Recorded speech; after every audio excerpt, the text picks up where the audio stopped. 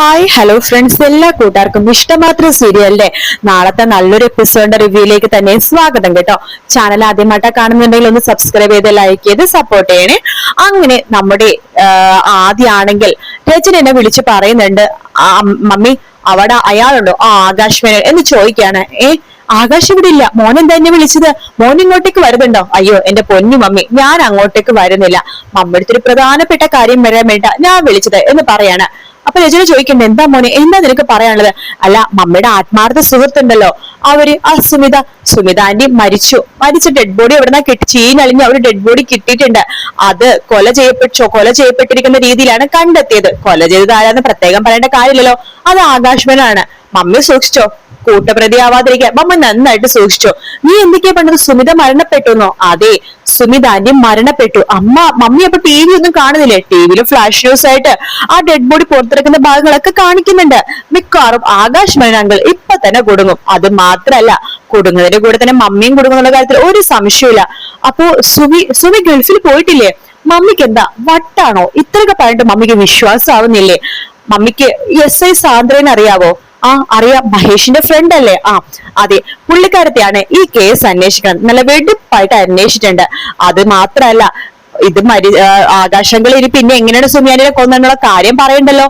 Sumi anti എന്തോ ആവശ്യത്തിന് അവിടെ വന്നപ്പോ സുമി ആന്റിയുടെ തലക്കടിച്ചിട്ടാണ് ആകാശങ്ങൾ കൊന്നിരിക്കുന്നത്. കൊന്നതിന് ശേഷം സുമി ആന്റിയുടെ ഫോണിൽ തന്നെ മമ്മിക്കൊരു മെസ്സേജ് അയച്ചു, ഗൾഫിലേക്ക് കാമുകന്റെ കൂടെ പോയി ജീവിക്കാൻ പോവാണെന്ന്. പിന്നെ അത് മാത്രല്ല, സുമി ആന്റിയുടെ അമ്മാവനുണ്ടല്ലോ, ഇടയ്ക്കിടയ്ക്ക് വീട്ടിൽ വരുന്നുണ്ടെന്ന്, പാവപ്പെട്ട ഒരു പാവ അമ്മാവൻ, ഒരു അപ്പൂപ്പൻ, അയാളെ നമ്മുടെ ആകാശ് മേനോൻ തന്നെയാണ് കൊന്നത്.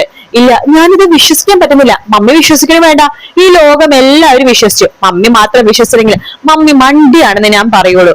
എന്തായാലും പോലീസുകാർ ഇപ്പൊ തന്നെ വീട് വളയും, ആ വീട് സീല് വെക്കും. കാരണം അവിടെ വെച്ചിട്ടാണ് കൊലപാതകം നടന്നിരിക്കുന്നത് എന്ന് പറഞ്ഞിട്ട് ആദ്യം ഫോൺ കെട്ടുകയാണ്. ശേഷം രചന വേഗം തന്നെ ആദ്യം വെപ്രാളപ്പെട്ട് TV ഓൺ ചെയ്യാട്ടോ. TV ഓൺ ചെയ്യുമ്പോൾ ഞെട്ടിപ്പോവാണ് രചന. നോക്കുമ്പോഴേക്കോ ടിവിയിൽ ഫ്ലാഷ് ന്യൂസ് ആയിട്ട് കാണിച്ചുകൊണ്ടിരിക്കുന്നത് നമ്മുടെ ആകാശ് സുമിതേനെ കൊന്നു എന്ന രീതിയിൽ, സുമിതയുടെ ഡെഡ് ബോഡി ചീനളിഞ്ഞ രീതിയിൽ ഒരു മാസത്തെ ആ ഒരു രീതിയിലേക്കാണ് ഡെഡ് ബോഡി കിട്ടിയിരിക്കുന്ന കാര്യങ്ങളൊക്കെ തന്നെ ടിവിയിൽ കാണിക്കുന്നുണ്ട്.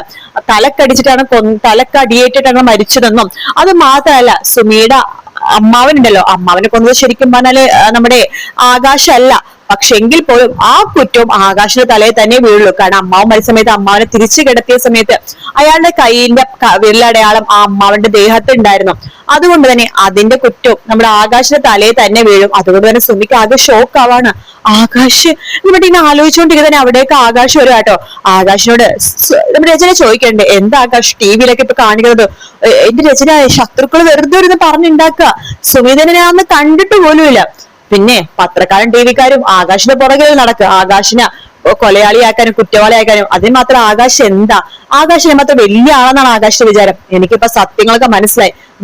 നിങ്ങൾ തന്നെയാണ് സുമീനെ കൊന്നത്. ഇല്ല രചന, എനിക്കങ്ങനെ സുമീനെ കൊല്ലേണ്ട ഒരു ആവശ്യമില്ല.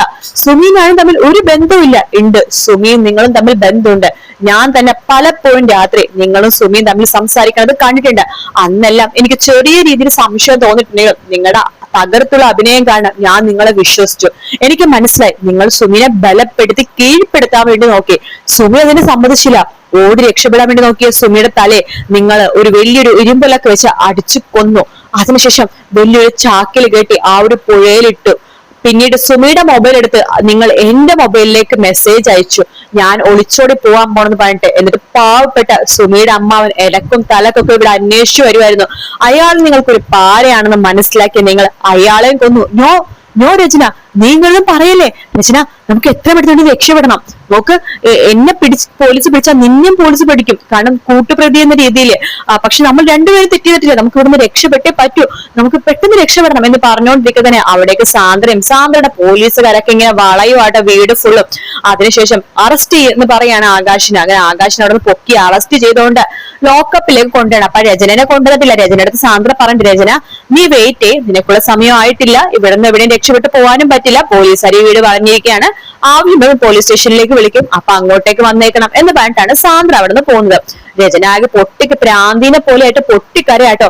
ആകാശിന്റെ റൂമിലേക്ക് രചന വേഗം പോകുന്നുണ്ട്. എന്നിട്ട് ആകാശിന്റെ റൂമിലുണ്ടായ തോക്ക് രചന ഒളിപ്പിച്ച് കയ്യിൽ ഒളിപ്പിച്ച് വെക്കുവാണ്. ആവശ്യമാണെങ്കിൽ സ്വയം മരിക്കാനും ആകാശിനെ വെടിവെച്ച് കൊല്ലാനും വേണ്ടിയിട്ട്.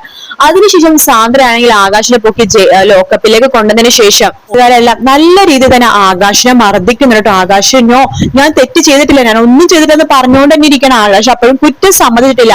അതിനുശേഷം സാന്ദ്ര അവിടെ സാന്ദ്രയെ 2-3 അടി കൊടുക്കുന്നുണ്ട്. ശേഷം സാന്ദ്ര മഹേഷിനെ വിളിക്കുകയാണ്. മഹേഷ് എത്രയും പെട്ടെന്ന് ഇവിടെ നമ്മുടെ പോലീസ് സ്റ്റേഷനിലേക്ക് വാ, അവിടെ കാണേണ്ട കാഴ്ച കാണാം എന്ന് പറയാണ്. അങ്ങനെ മഹേഷ് വന്നിട്ട് അവിടെ ഇരിക്കുമ്പോ മഹേഷ് നോക്കുമ്പോ ആകാശ് ചോരയൊക്കെ മുഖത്തും കയ്യിലും കാലിലൊക്കെ ചോരയാട്ടോ. കാരണം അത്രമാത്രം പോലീസുകാരെ ഉപദ്രവിച്ചിട്ടുണ്ട്.